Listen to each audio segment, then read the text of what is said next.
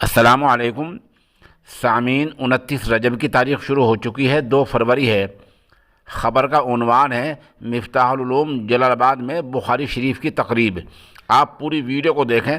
ہم مختصر خبر کے بعد مفتی رفیع الزماں کی عبارت، چند طلبہ کی عبارت اور مفتی موصوف کی تقریر کے اہم اقتباسات پیش کریں گے۔ آخر میں مدرسے کا ترانہ بھی پیش کیا جائے گا۔ خبر کی تھوڑی تفصیل سن لیں۔ مغربی یو پی کے ضلع شاملی کے قدیم دینی ادارہ مفتاح العلوم جلال آباد میں تکمیل بخاری شریف کی تقریب میں 56 طلبہ کی دستار بندی ہوئی ہے۔ فرزندان توحید کی یہ بھیڑ کی جو ویڈیو آپ نے دیکھی ہے، یہ اسی تقریب کی ہے۔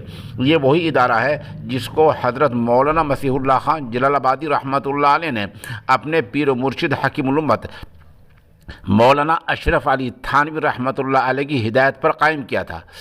آج یہاں ادارے کے شیخ ثانی مفتی رفیع الزماں نے بخاری شریف کی آخری حدیث کا درس دیا ہے۔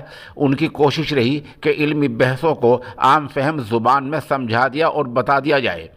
چنانچہ اپنی 3 گھنٹے کی تقریر میں محسوسات اور مشاہدات اور قرآن و حدیث کے ساتھ ساتھ جدید سائنس کی روشنی میں بھی مفتی موصوف حاضرین کو یہ سمجھانے میں پوری طرح کامیاب رہے کہ قیامت کے دن ہر انسان کے اعمال نامے تولے جائیں گے، عمل تولا جائے گا۔ مفتی موصوف نے ان گمراہ کن فرقوں کی زبردست تردید کی جو اس کے قائل نہیں ہیں۔ ایسا معلوم ہو رہا تھا کہ مضامین کی آمد ہے اور وقت کم پڑتا جا رہا ہے۔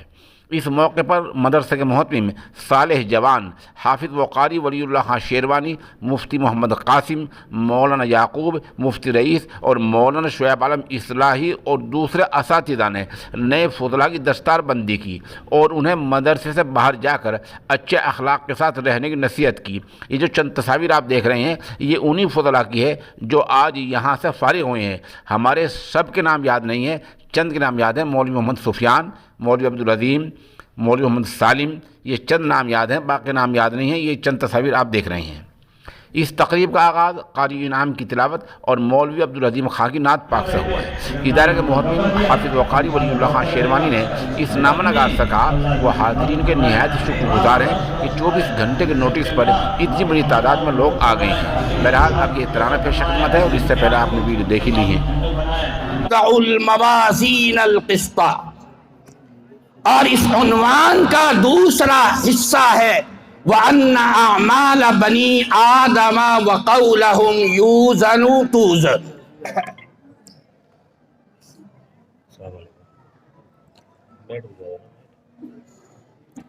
یہ آپ 2 عنوان امام بخاری قائم کر رہے ہیں۔ پہلے تو ایک حدیث آیت سے استدلال کر رہے ہیں عنوان کے لیے، اسی آیت کو عنوان بنا دیا کہ اللہ تعالیٰ کہتے ہیں کہ ہم قیامت کے دن انصاف کرنے کے لیے یا انصاف کی ترازو رکھیں گے اور وضع فرمائیں گے، قائم کریں گے۔ تو یہ انصاف کی ترازو معلوم ہوا کہ اللہ تعالیٰ نے جو فرمایا کہ ہم ترازو رکھیں گے انصاف کرنے کے لیے، تاکہ دنیا میں جن لوگوں نے اعمال کیے ہیں ان کے اعمال اچھے ہیں یا ان کے اعمال برے ہیں، تو ان اعمال میں بھی حق اور باطل، صحیح اور غلط، ان کے درمیان فیصلہ کرنے کے لیے ترازو رکھی جائے گی۔ تو کچھ ایسے لوگ گزرے ہیں کہ جنہوں نے سرے سے انکار کر دیا کہ کوئی ترازو ورازو نہیں رکھی جائے گی اور کوئی اعمال نہیں تولے جائیں گے۔